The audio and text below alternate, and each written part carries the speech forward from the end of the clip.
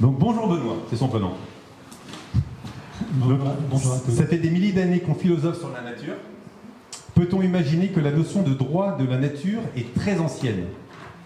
C'est ça qui est surprenant quand on parle du droit de la nature, c'est que nous, ça fait des centaines, des milliers d'années qu'on parle de notre rapport avec la nature comme sujet de droit, c'est-à-dire comme entité juridique. C'est un thème qui en fait c'est très récent. Donc comment ça commence? Ça commence à la fin des années 60 aux États-Unis, en Californie, quand la société Disney veut créer une station de ski dans un parc, un endroit absolument magnifique où il y a des séquoias, des immenses séquoias. Et l'association qui veut les défendre, comme on dit, est déboutée en justice. On lui dit: vous n'avez pas d'intérêt à agir. Et à ce moment-là, ça fait réagir un professeur de droit qui s'appelle Christopher Stone, qui écrit un livre. Est-ce que les arbres peuvent aller en justice? Et son livre, c'est la pierre fondatrice sur les droits des êtres vivants. Et Christopher Stone dit, en fait, la nature elle-même, les entités naturelles, devraient elles-mêmes pouvoir défendre leurs propres droits en justice. C'est-à-dire que ce ne serait pas quelqu'un d'autre, une association, un territoire, qui défendrait leurs droits, mais c'est elles-mêmes, ces entités, la nature, qui devrait plaider pour ses propres droits. Alors ensuite, cette histoire ne va pas s'arrêter là, parce que le concept de nature sujette de droit, ou les droits de la nature, s'est développé de différentes manières.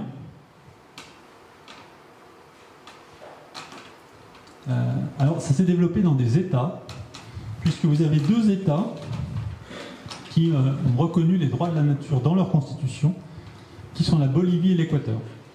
Alors, concernant l'Équateur, ils appellent... Alors, il faut savoir que dans ces États, et globalement, le droit de la nature, ce sont généralement des peuples qui ont un rapport étroit et traditionnel avec la nature.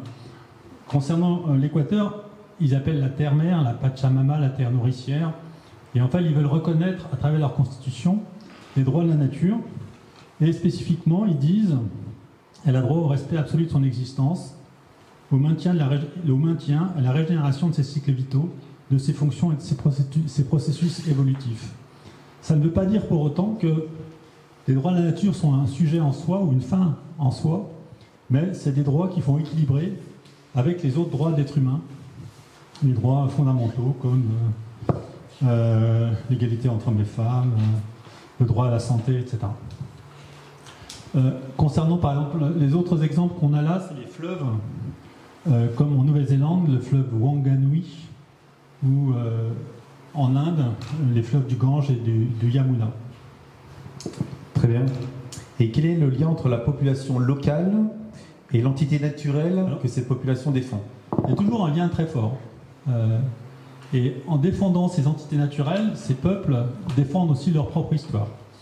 Par exemple, un adage maori, donc du peuple de la Nouvelle-Zélande, dit: je suis la rivière et la rivière est moi. Je suis la rivière et la rivière est moi. Et commente aussi: nous nous percevons comme faisant partie de l'environnement.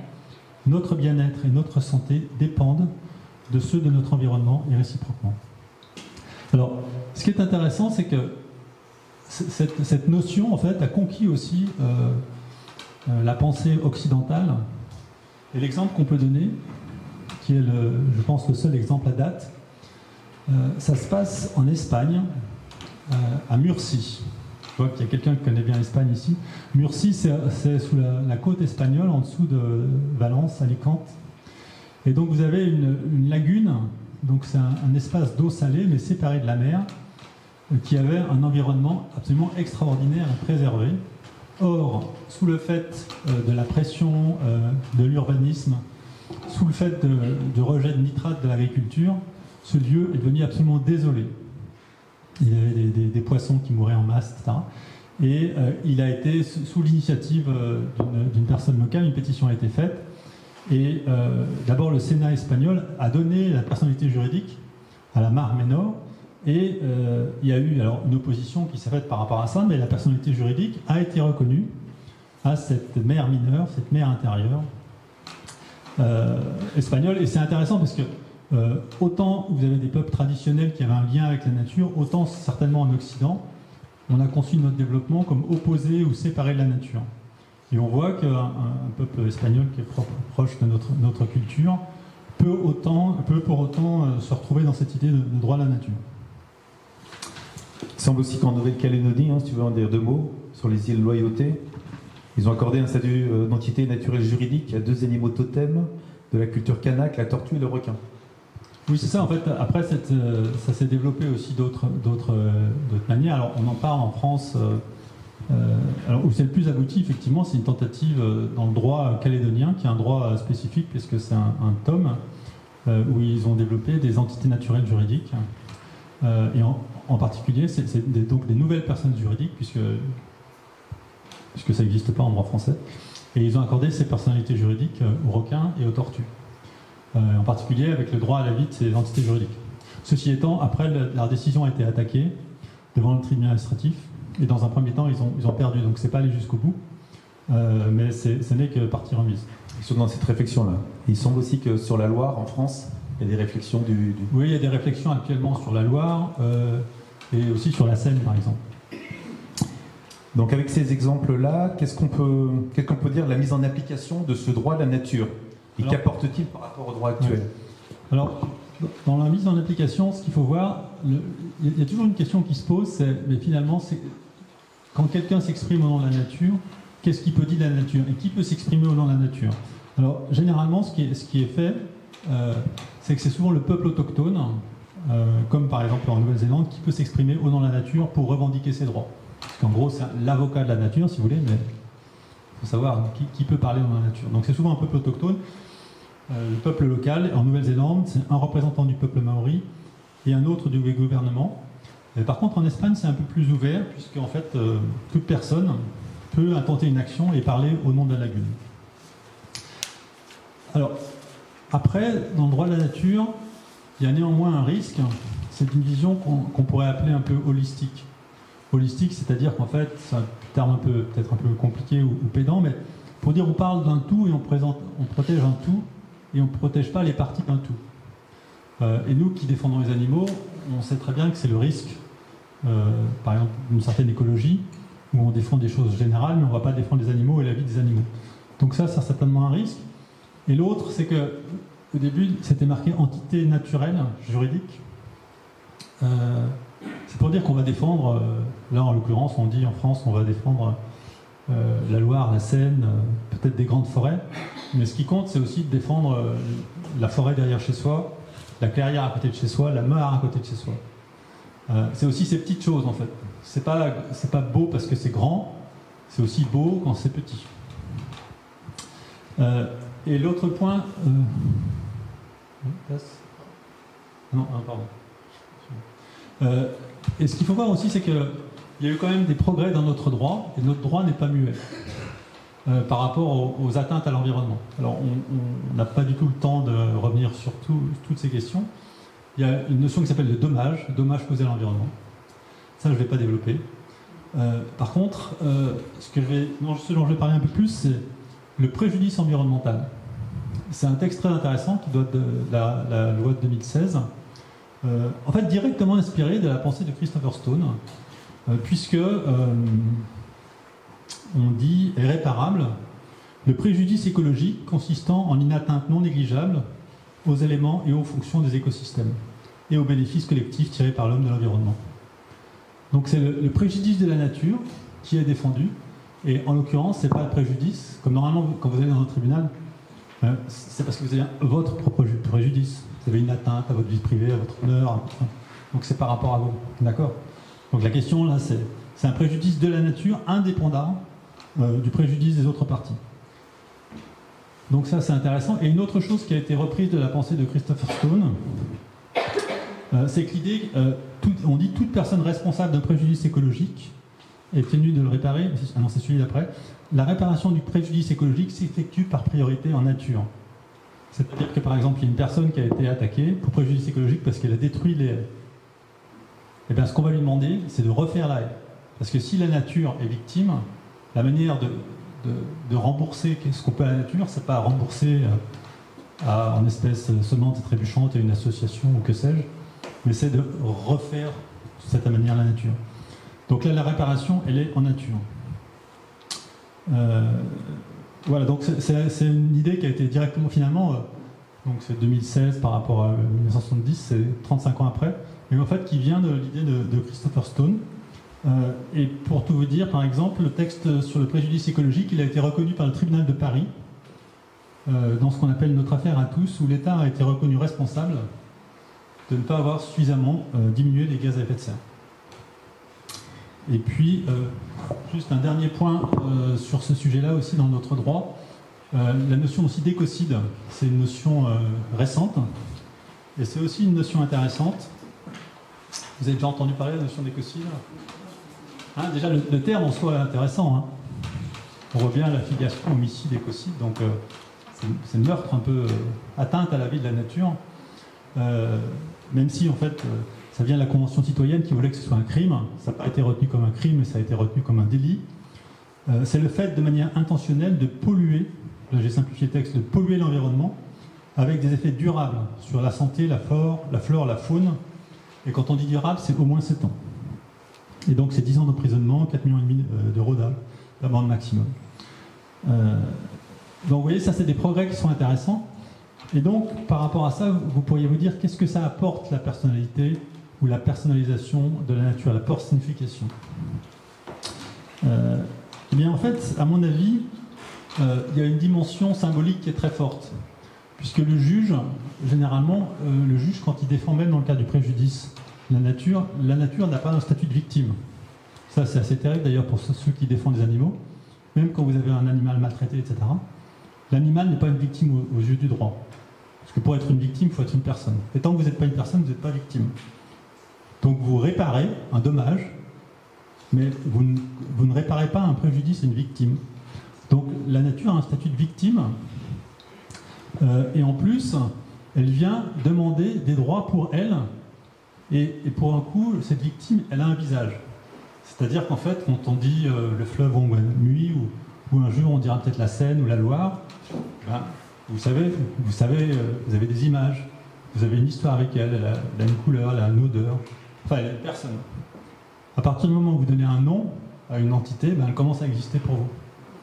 Et effectivement, c'est assez différent de dire, par exemple, dans les autres textes que je vous ai lus, ben, le préjudice écologique, vous défendez un écosystème, ou vous défendez une perte de biodiversité, ou vous réparez des dégâts durables à la nature. Mais tout cela est quand même assez compliqué finalement, parce que vous ne visualisez pas forcément une personne ou une nature spécifique. Et donc symboliquement, les droits de la nature, c'est aussi visualiser la victime et lui donner un nom. Voilà.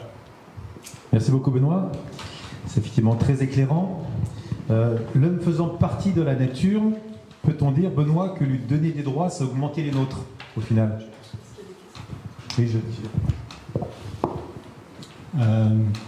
Vous avez deux écoles par rapport à ça, hein, clairement. Hein. Notre école, ce sera de dire, en fait, si vous donnez des droits à la nature, quelque part, vous renforcez les droits de l'être humain. Et par rapport à ça, par exemple, le tribunal espagnol, il a fait une phrase assez extraordinaire.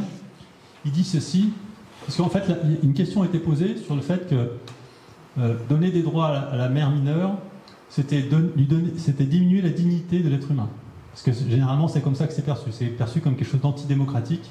Puisque, voilà.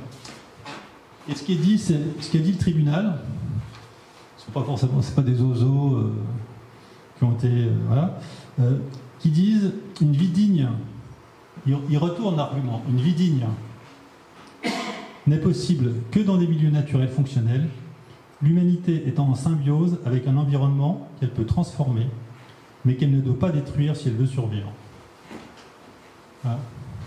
Mais bon, le grand argument, bien sûr, de ceux qui pourfendent cette question des droits de la nature et aussi des droits de l'animal, c'est de dire que si vous donnez des droits à l'un, bah, ça diminue les droits de l'autre. Alors, parmi les 89 espèces chassables en France, il y a un groupe qui a un statut tout à fait particulier, ce sont les ésodes, espèces susceptibles d'occasionner des dégâts. que l'on appelait jusqu'à maintenant nuisibles. Évidemment, la notion de nuisible n'a aucun sens, puisqu'il y a des interactions entre espèces, il y a des services apportés par ces animaux, il y a des interactions entre règnes, et malgré cela, on se permet de détruire des animaux sans comprendre véritablement aujourd'hui leur rôle complet. Donc au sens écologique, ça n'a aucun sens. Donc on distingue en France 3 groupes d'ésodes. Le premier groupe, ce sont les espèces non indigènes considérées envahissantes, que sont le rat musqué, le raton laveur, le ragondin, l'oie bernache du Canada et le chien vivérin. Envahissantes, alors si vous rencontrez un jour un chien vivérin, faites-moi signe, parce qu'ils sont quand même assez rares. Donc cette notion d'envahissant est quand même suspecte. On a un deuxième groupe qui sont les espèces autochtones. C'est le renard, la belette, alors je ne vais pas chanter, hein, le loup, le renard, la belette, non. La fouine, la martre, la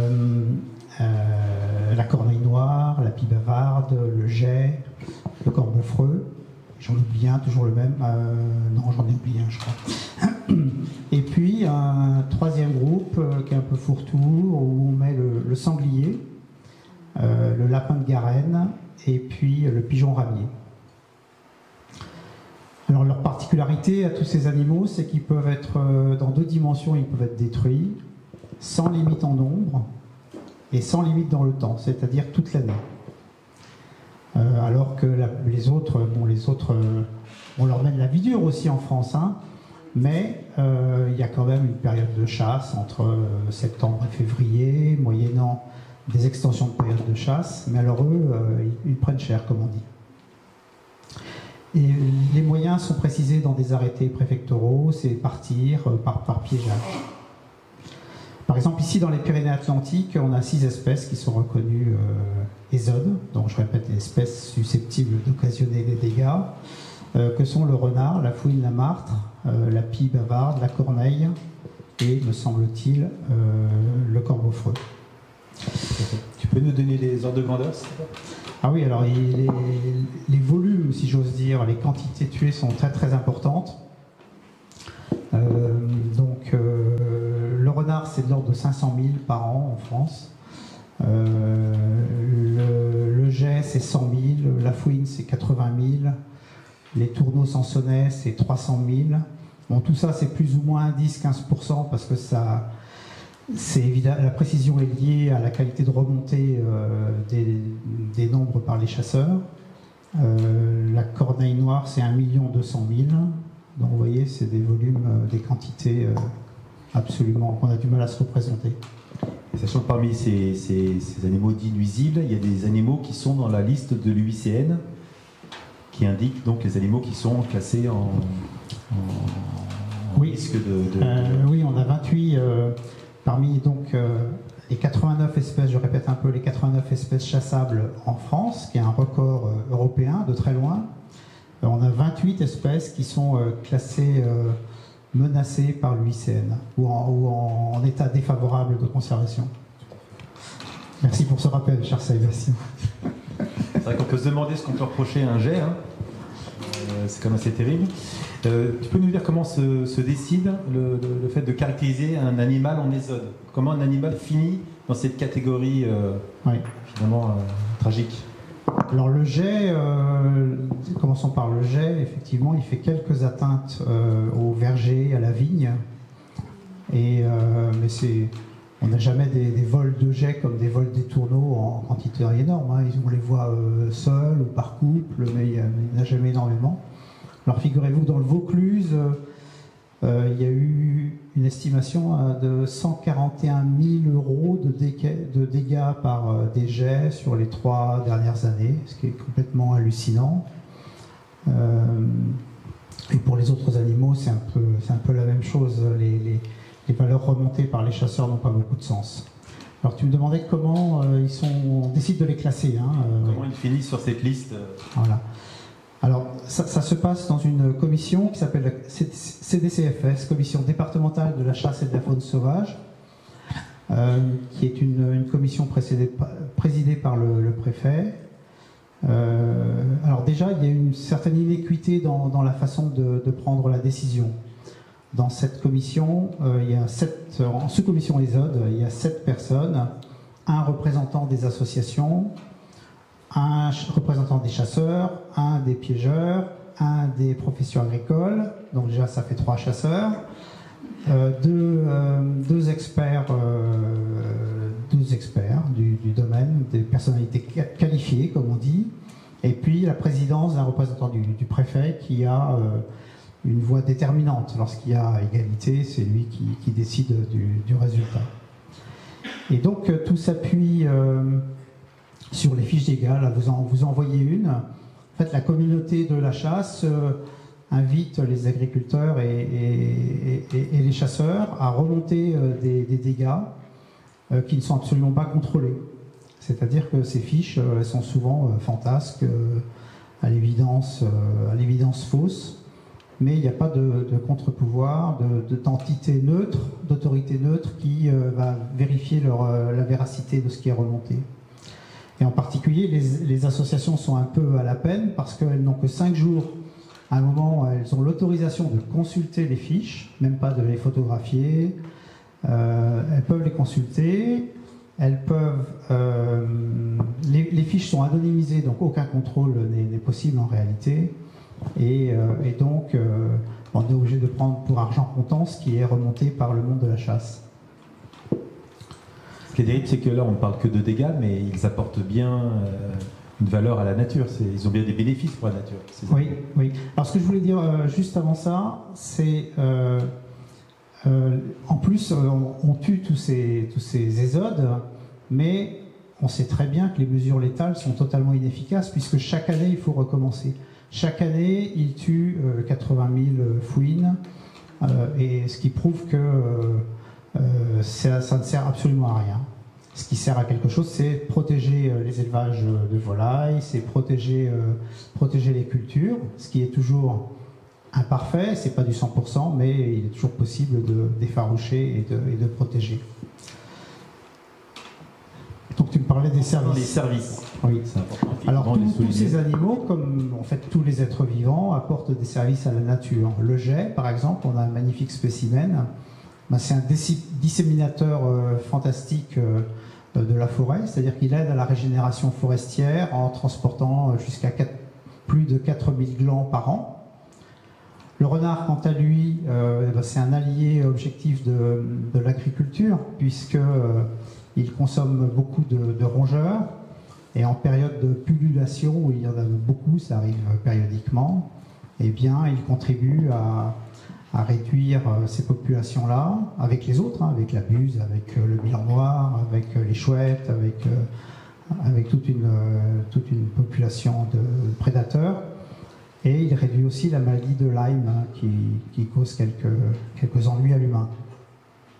La corneille, c'est un animal qui effectue un travail sanitaire important en s'occupant des cadavres en particulier, en nettoyant les petits cadavres et en empêchant ainsi la propagation de maladies.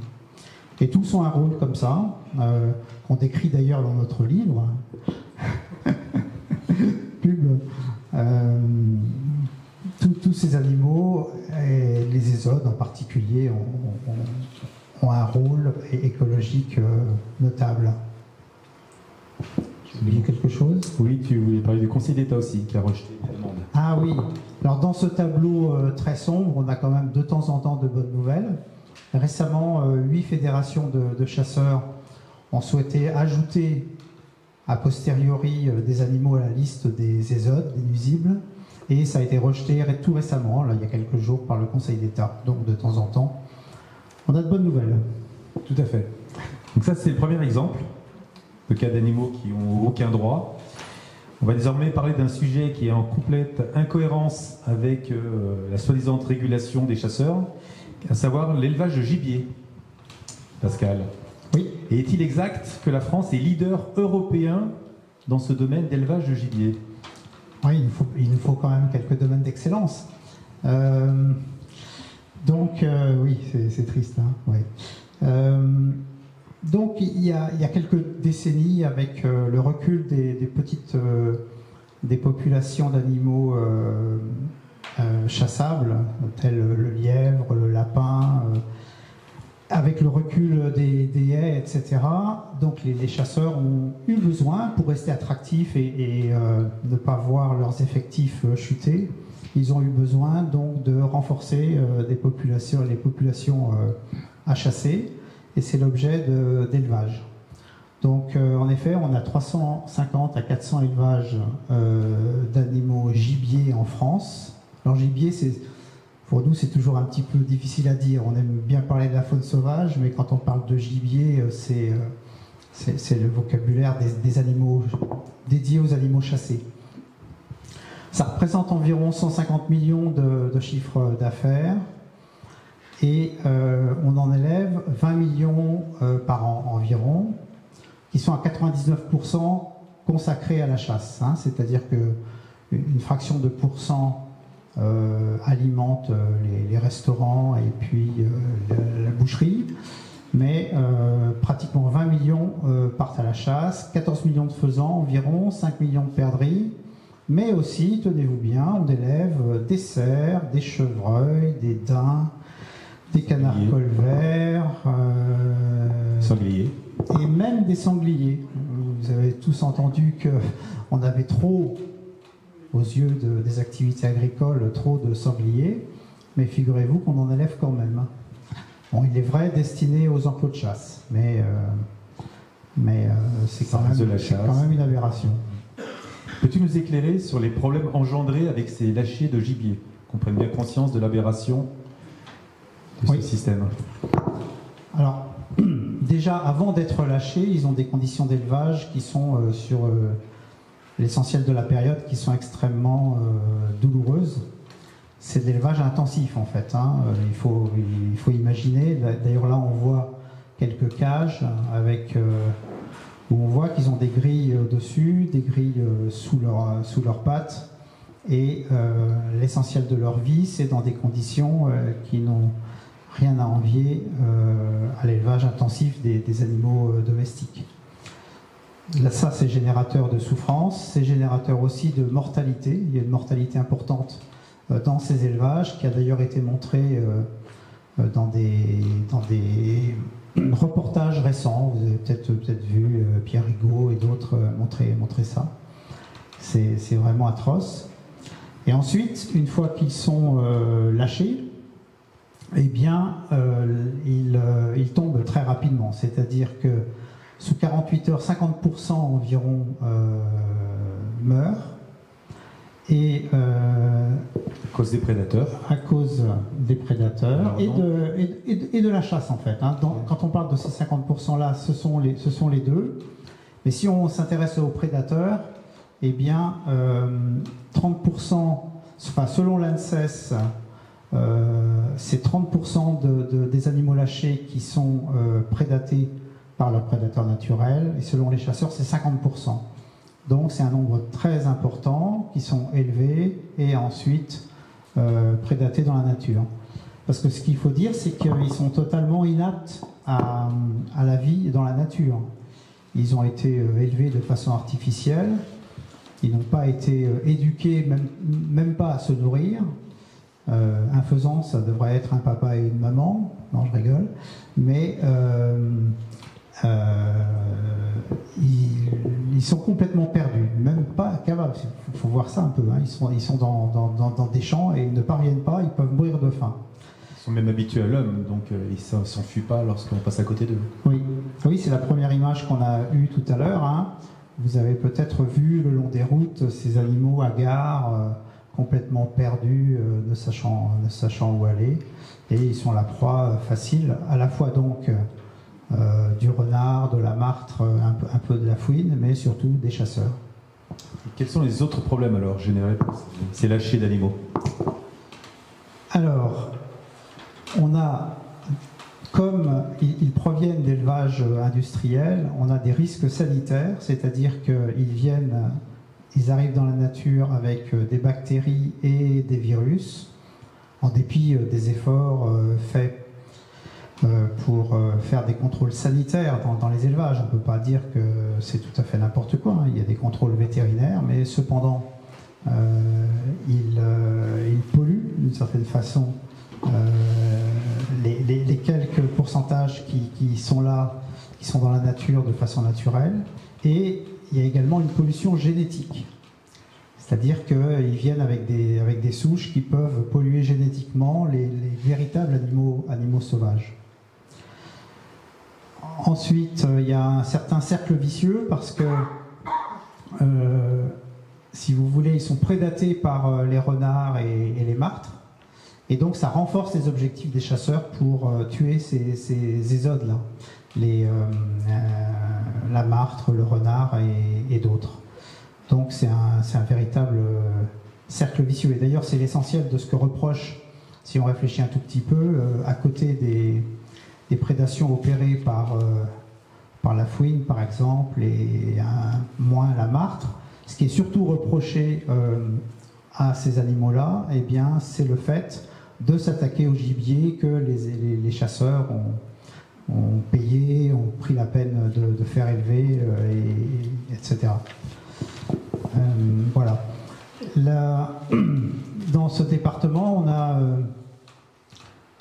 un schéma départemental de gestion cynégétique, c'est-à-dire c'est le document des chasseurs qui fixe les modalités de la chasse dans le département, qui en fixe les règles.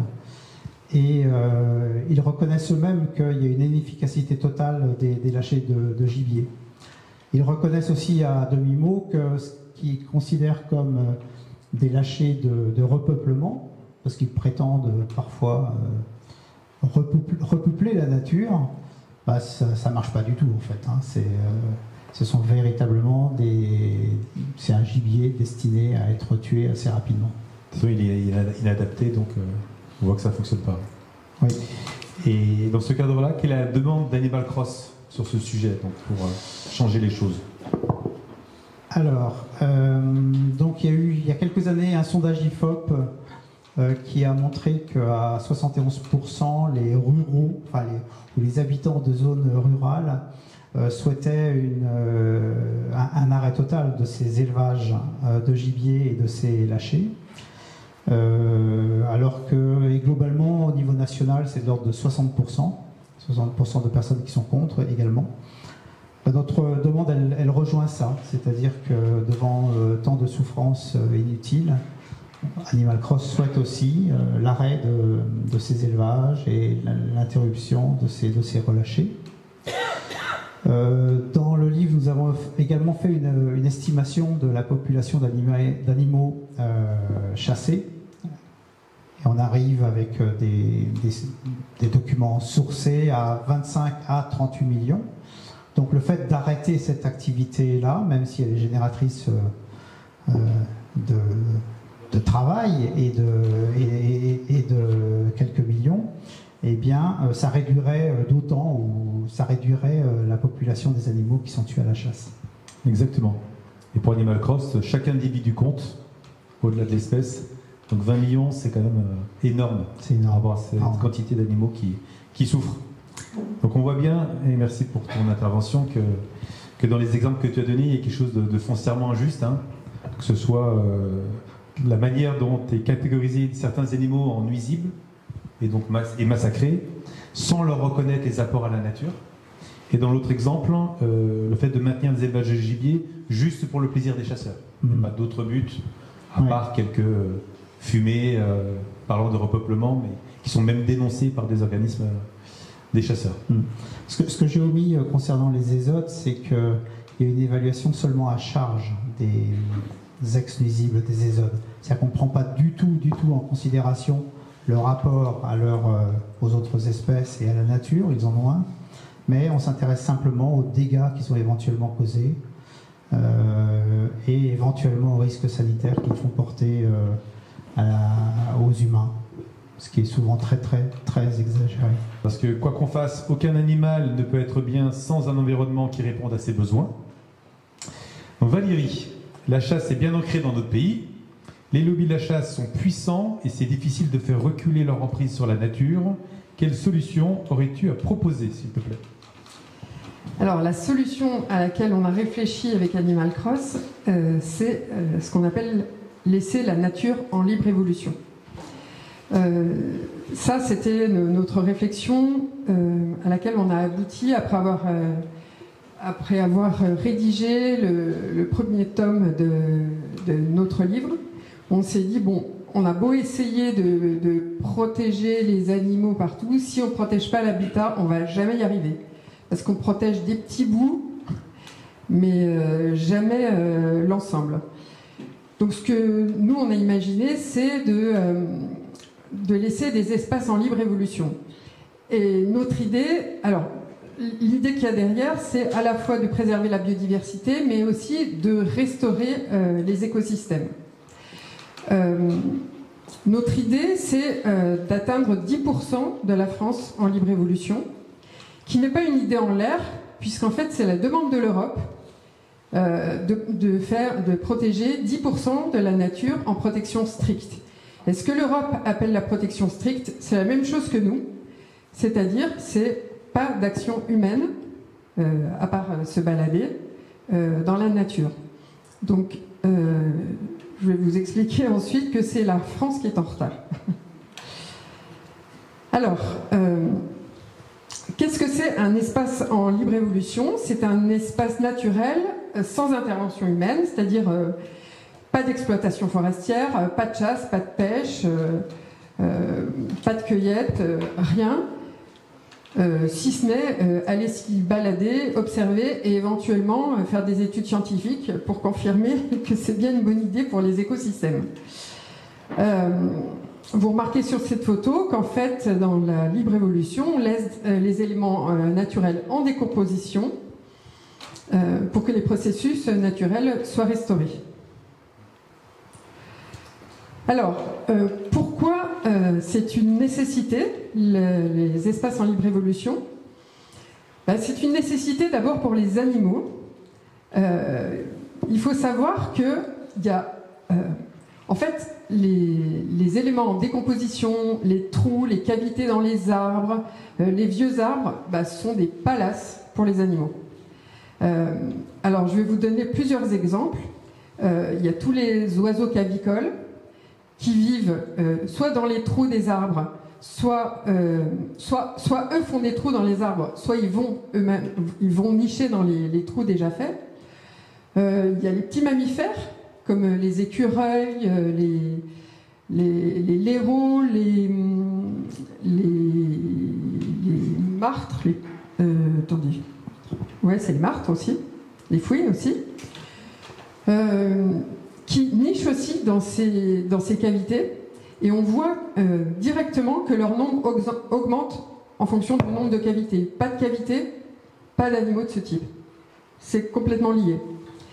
Et il y a énormément aussi d'insectes qu'on appelle les insectes saproxyliques, c'est-à-dire que ce sont des insectes qui vivent à l'intérieur du bois, que ce soit du bois vivant ou du bois mort. Donc tout ça, c'est indispensable à toute une partie de la faune. C'est vraiment important de le comprendre, c'est-à-dire que toutes ces forêts qu'on voit et qu'on aime bien parce qu'elles sont entre guillemets propres, enfin qu'on aime bien, que les Français aiment bien parce qu'elles sont propres, et bien en fait, on enlève tout un habitat qui peut juste plus trouver de place dans la nature parce qu'on a tout nettoyé. Voilà. Alors c'est aussi une nécessité pour les végétaux. Alors je vous ai parlé de la forêt, mais ça peut être aussi les pâturages. Là par exemple, à gauche, c'est une photo que j'ai prise dans le Jura. Derrière, vous avez un champ de vaches. Hein, donc vous remarquez qu'il n'y a plus que de l'herbe, il n'y a plus rien d'autre. Alors ça s'explique parce qu'elles ont brouté, mais pas seulement. Parce qu'en fait, ces vaches, elles sont à la fois traitées aux antibiotiques, et puis elles reçoivent des traitements contre les vers, et tout ça, ça se retrouve dans l'herbe. Hein, donc qui dit pâturage dit forcément pollution du sol. Devant là, c'est ce qui borde la route.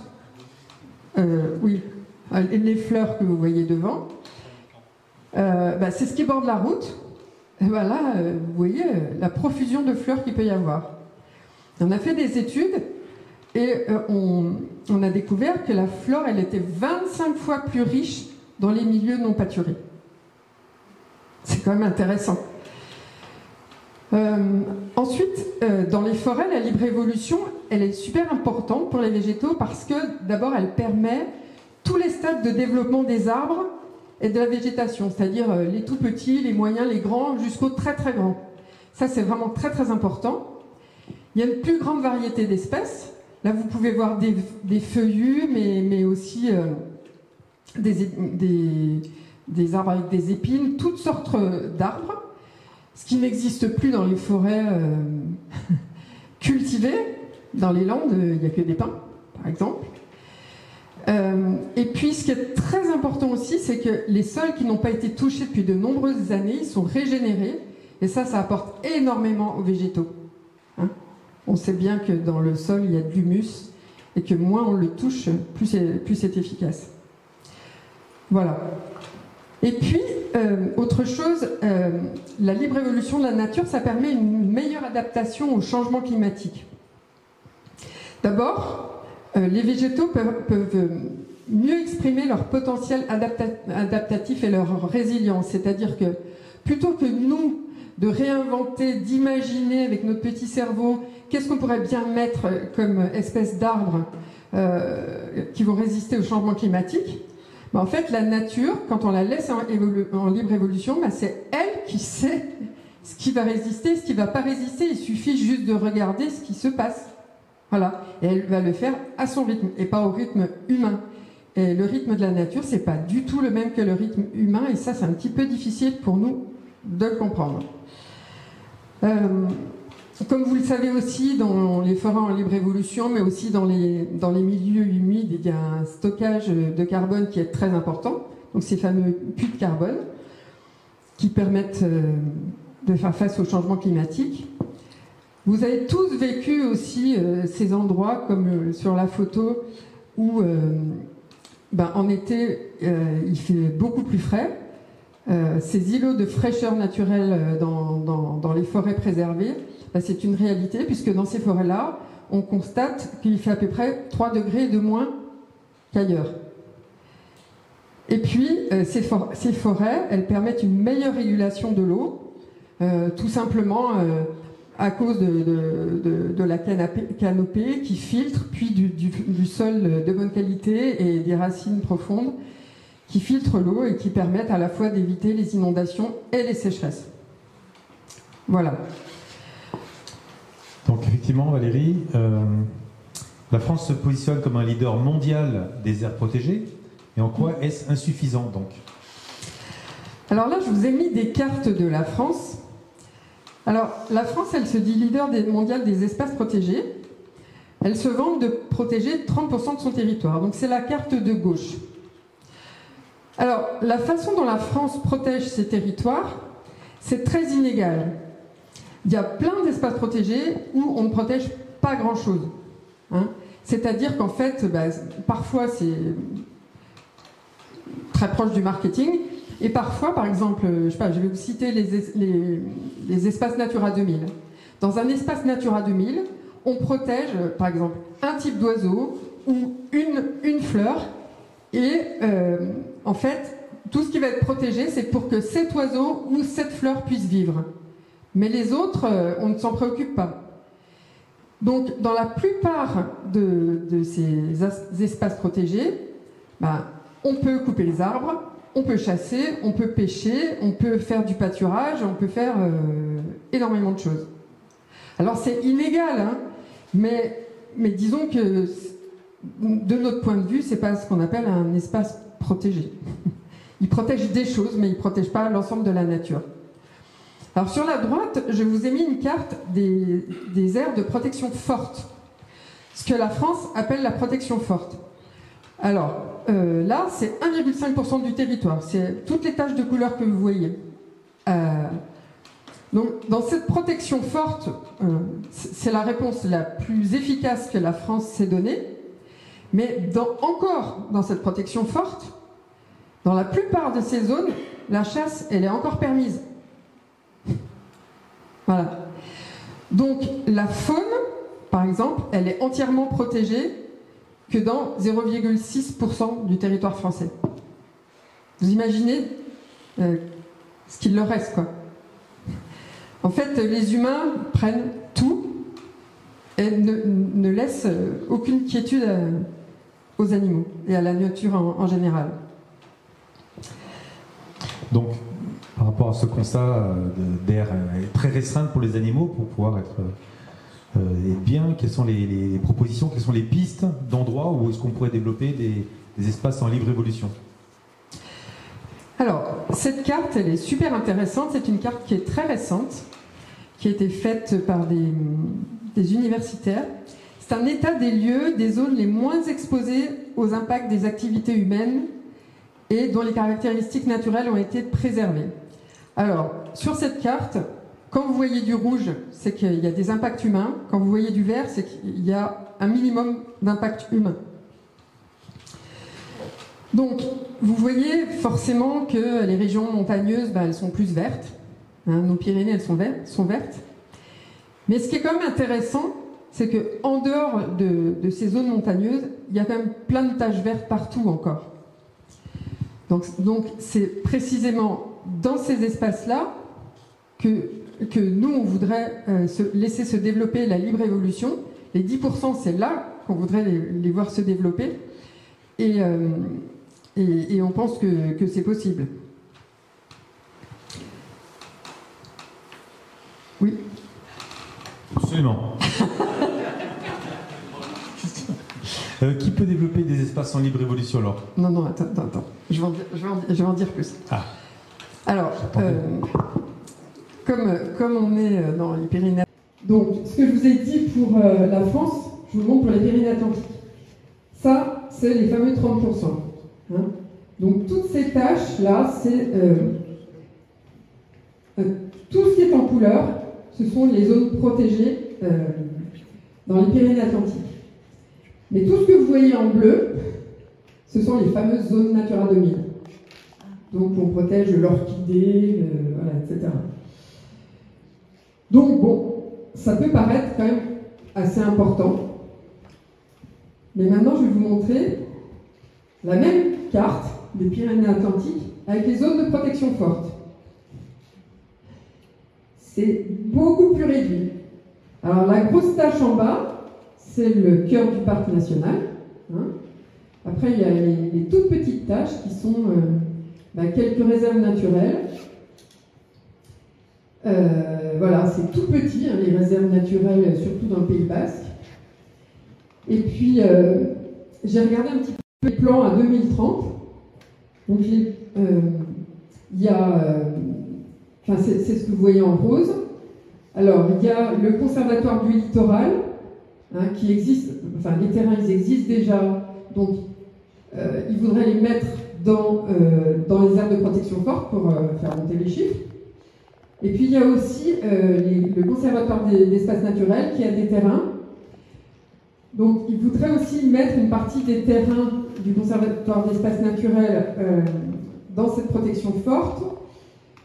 Ce qu'on ne sait pas encore, c'est si le conservatoire d'espaces naturels va davantage protéger ces terrains pour qu'ils puissent rentrer dans la protection forte ou pas. Donc ça, c'est en cours de réflexion. Et puis, donc dans les projets de création d'espaces en protection forte, il y a 2 zones naturelles qui sont dans le Pays Basque. Et puis, il y a la salive aux oiseaux qui appartient à la Fédération de chasse, qui va être mise dans la protection forte, sachant qu'il y a une zone qui va être totalement protégée et il y a une zone qui se réserve pour la chasse. Voilà à quoi ça ressemble dans les Pyrénées-Atlantiques. Alors maintenant, j'ai fait l'exercice de mettre la fameuse carte NAT, donc la carte de naturalité potentielle, par-dessous ces fameuses zones de protection forte. Et vous voyez que finalement, ces zones de protection forte occupent très peu du territoire et qu'il reste beaucoup beaucoup de verre. Et c'est là qu'il faut qu'on travaille pour aller bloquer un certain nombre de ces territoires pour qu'ils ne puissent pas être pris par des projets, par exemple, comme le projet de lac. Parce que, alors, certains de ces territoires sont effectivement naturels, mais ils ne sont pas protégés. Et donc, tout projet peut les faire tomber, tout projet de destruction du bois, par les coupes rases, par la chasse, etc., tout ça peut être détruit. Voilà. Et donc, qui peut développer des espaces en protection forte là-bas? Voilà. Alors, qu'est-ce qu'on peut faire aujourd'hui et sur quoi nous on travaille? Alors, il y a plusieurs choses. Les terrains ils peuvent être possédés par les collectivités territoriales. Notre commune, par exemple, possède des forêts ou des terrains, et on peut aller faire la démarche de lui demander de protéger un terrain de notre commune pour atteindre ces fameux 10% du territoire de notre commune en protection stricte, en libre évolution. Il existe pour ça un contrat qui s'appelle l'obligation réelle environnementale. Vous pourrez le voir à la fin, on a fait une petite brochure là-dessus. C'est-à-dire qu'on peut protéger ces terrains à 99 ans en décidant de ce qu'on y fait. Et on peut les protéger en libre évolution totale. Ça, c'est possible. On l'a fait, puisque nous, on vient de signer avec une mairie de la communauté de communes de Naï, qui a dédié un terrain à la libre évolution. Voilà. Autre chose, l'État peut agir, puisque l'État possède des forêts domaniales. Et ces forêts domaniales, l'État peut décider d'en protéger davantage. Et ce qui est l'impact majeur qui est attendu, c'est celui des propriétaires privés, puisque en France, 75% des terrains sont détenus, de la forêt est détenue par des propriétaires privés. Donc c'est là qu'on peut agir. Les propriétaires privés, ça peut être vous, moi, vous avez peut-être ça dans votre héritage, puisqu'en fait avant, les gens ils avaient facilement des bandes de forêt. Et ça, on peut les protéger, toujours grâce aux obligations réelles environnementales, on peut les protéger à 99 ans en signant un contrat chez le notaire. Et vous pouvez le faire avec Animal Cross ou d'autres associations, notamment les associations de la coordination Libre Évolution qu'on a créée, puisqu'on a créé une coordination qui s'intéresse à la Libre Évolution et qui rassemble 17 associations. Donc à travers toute la France, les propriétaires privés peuvent signer ces contrats pour pouvoir protéger ces terrains et les bloquer à long terme, puisqu'en fait la nature, il faut bien comprendre qu'elle s'inscrit sur le long terme. Voilà. Donc à chacun de voir comment il peut agir. En tout cas, nous, on a toute la documentation, on peut vous apporter toute l'aide possible pour agir dans ce sens. Voilà. Merci Valérie. Donc effectivement, on peut dire que le développement d'espaces en libre évolution est un enjeu majeur pour la préservation de la biodiversité et l'adaptation au changement climatique. Il est essentiel de mobiliser chaque citoyen pour atteindre la cible qu'on a fixée et calculée. Animal Cross. Alors Animal Cross plaide pour trois éléments. Elle plaide pour l'égalité entre tous les êtres vivants, une réconciliation avec l'ensemble des domaines de la nature et une reconnaissance de la valeur intrinsèque de chaque être. Ça, c'est ce qu'on va développer dans ces prochaines minutes. Et pourquoi plaider pour l'égalité? Qu'est-ce qui pose problème aujourd'hui? Alors, actuellement, ce qui prévaut, c'est que l'homme regarde comment il va pouvoir utiliser l'animal, savoir comment il va s'en servir, il regarde toujours ce qu'il va pouvoir en bénéficier. Donc en fait, on sait tous, il s'en sert pour se nourrir, pour se vêtir, il s'en sert aussi pour faire des expériences médicales. Donc ça, c'est la vision de l'homme, c'est la vision autocentrée de la nature. L'homme voit sa vision et voit tout par rapport à ses besoins et ce qu'il veut faire. Donc l'homme instrumentalise la nature et les animaux pour son propre bénéfice.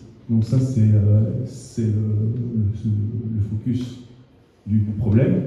Et cette vision prévaut encore depuis longtemps, et va risque de continuer encore pendant plusieurs années. Et on a des exemples tous les jours dans la vie courante. On a les affaires de maltraitance que l'on peut avoir. Ça, c'est de la maltraitance, et ça, c'est des problématiques aussi de non-respect de la vie courante. Tu proposes Animal Cross pour changer cette vision-là? Donc on appelle à une réconciliation avec tous les domaines de la nature, avec comme leitmotiv, ce que vous avez peut-être lu à l'entrée.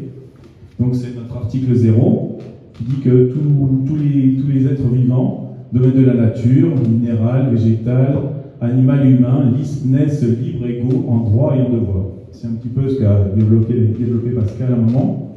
Donc ça, il faut impérativement dépasser cette vision utilitariste qu'on a sur l'animal. Et il faut arrêter cette hiérarchie de l'humain au-dessus de tout. Ça, c'est un point important pour rendre cette égalité. Et il faut aller vers une perspective plus large, où chaque être est considéré comme une vie en soi, ce qui est déterminant pour changer de paradigme. Et donc, dans l'article 0, donc l'objet de notre livre et le premier couplet que tu tenais chapitre, Oui. que tu as impliqué. Quand tu parles d'égalité, de droit et de devoir, tu parles de quoi exactement? Alors déjà, ce que je voulais aussi préciser, ce que j'ai oublié, c'est que l'égalité ne signifie pas que tous les êtres sont égaux, mais c'est simplement d'avoir qu'ils méritent une égale considération morale. C'est-à-dire qu'on doit avoir un respect de l'animal qu'on a devant nous, et c'est comme ça qu'on arrivera à enlever ces côtés utilitaires, ce côté simplement qu'on ne voit pas ce qu'il fait vraiment. Donc par rapport à droit et devoir, donc on rappelle que les animaux, les plantes, les minéraux contribuent déjà à l'équilibre sur la Terre. Ces trois domaines contribuent à notre équilibre.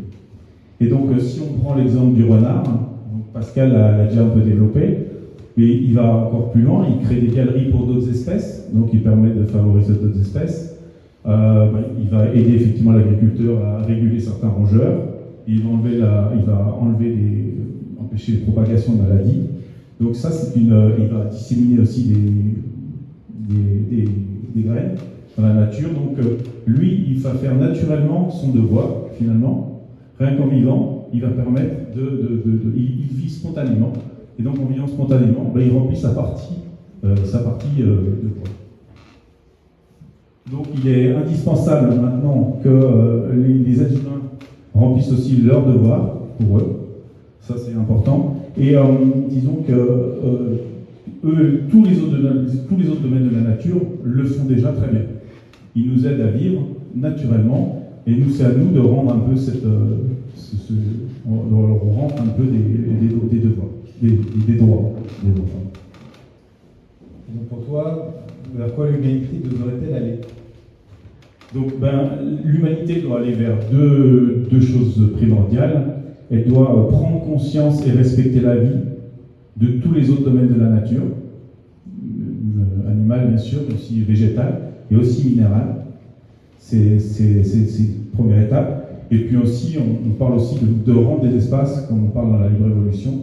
Donc il faut rendre des espaces naturels à faune sauvage. Ça serait un droit qu'on pourrait leur donner. Et ça serait très bien pour l'avancée. Et cette reconnaissance, en fait, mutuelle des autres domaines de la nature, surtout par l'eau. Donc si l'homme ne parvient pas à cette égalité, pourrait-on imaginer que petit à petit, il n'y ait plus d'animaux sur Terre? Et dans ce cas-là, à quoi ressemblerait la vie sur Terre sans animaux, d'après toi? Alors voilà, donc ça c'est un vaste sujet qui n'a jamais été expérimenté. Essayer de s'imaginer la vie sur Terre sans les animaux. Donc personne ne peut nous le raconter, mais nous on va essayer d'aller dans ce moment. Qu'est-ce que ça pourrait être? Donc déjà c'est une situation donc inédite, qui n'a jamais été vécue. Pour essayer de répondre un petit peu à cette question, on va essayer de les observer et de les admirer dans ce qu'ils sont en capacité, quelles sont leurs capacités naturelles finalement. Donc si on prend plusieurs exemples avec ils ont des capacités incroyables. Si on prend par exemple un chien il est capable de stocker 100 000 odeurs et un odorat 1 million de fois plus puissant que celui de l'humain. Si on prend l'aigle, il a une vision à 340 degrés et il est capable de voir à plusieurs kilomètres un objet de 15 cm au loin, quoi. Le faucon pèlerin, il est capable de descendre à 300 km/h, ce qui est une prouesse pour lui. Les oies sont capables de voler entre 8000 et 9000 mètres d'altitude sans équipement, on ne sait pas faire. Le scarabée est capable de porter 1100 fois son poids, alors que nous, si on fait entre 2 et 3 fois, mais c'est tout. Et si on va un petit peu dans le côté complexe de l'humain, on a la cervelle du moineau était 7% de son poids, et celui d'Einstein était entre 2 et 2,5. Voilà. Donc, en fait, ils nous battent souvent, et on peut les applaudir pour ça.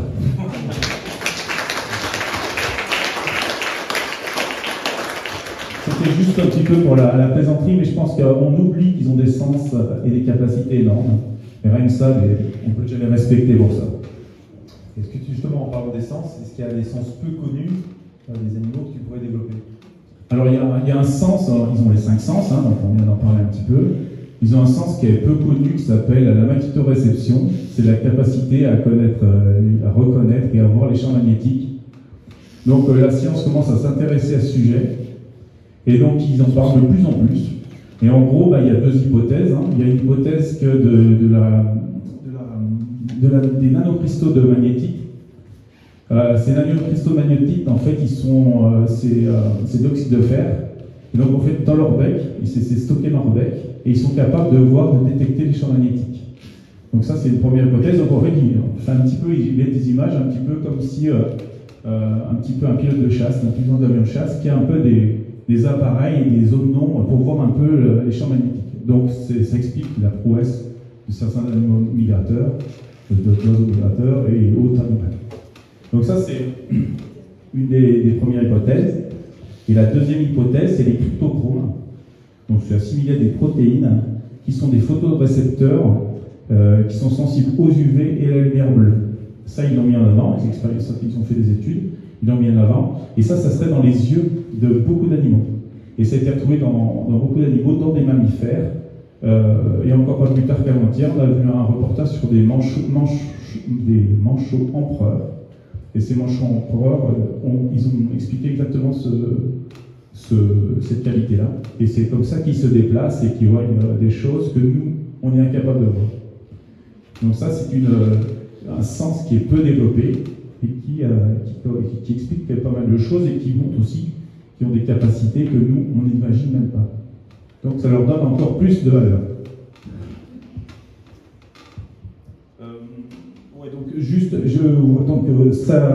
Ce petit exemple-là donne des perspectives énormes sur réellement ce qu'ils sont capables.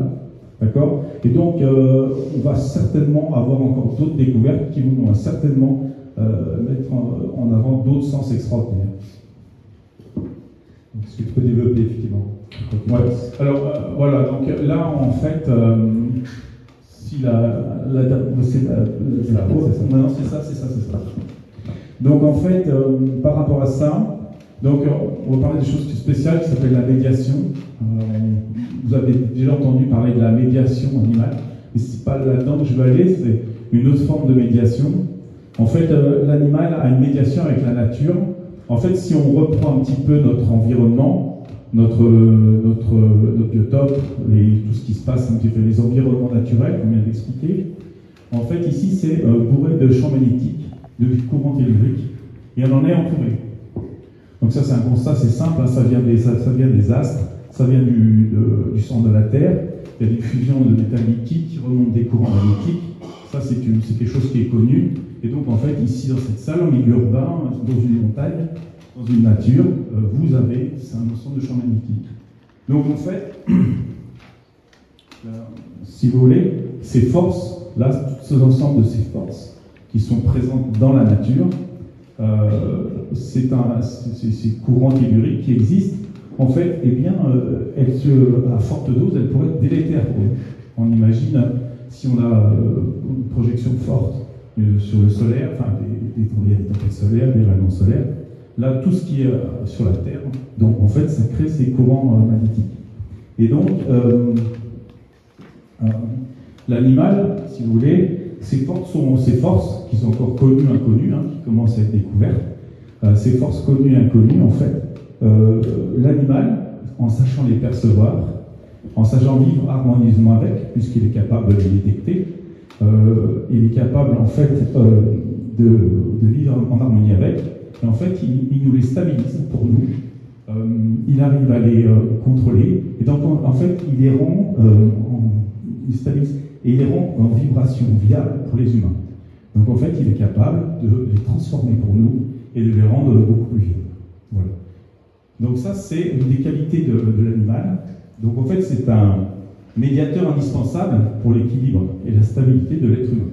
Sans cette intervention de l'animal, on aurait beaucoup plus de problèmes de par ces champs magnétiques qui sont permanents autour de nous. Donc ils transforment cette énergie en fait présente en énergie, en vibration viable pour l'être humain. Donc ça c'est le constat. Donc si on parle de la faune sauvage, eux ils vont le faire spontanément dans l'environnement forêt, vie, lieu. Ils le font spontanément. Donc l'intérêt de ne pas les traquer, de ne pas les chasser, si on les traque et on les embête, ça les empêche de faire leur travail, ce qu'ils font spontanément.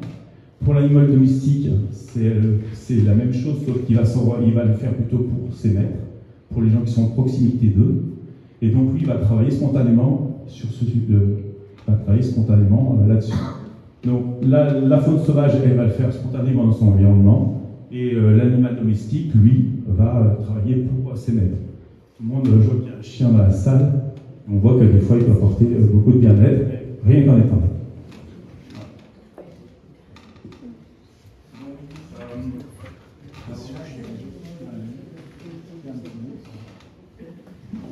Dominique, tu peux juste amener un livre, s'il te plaît?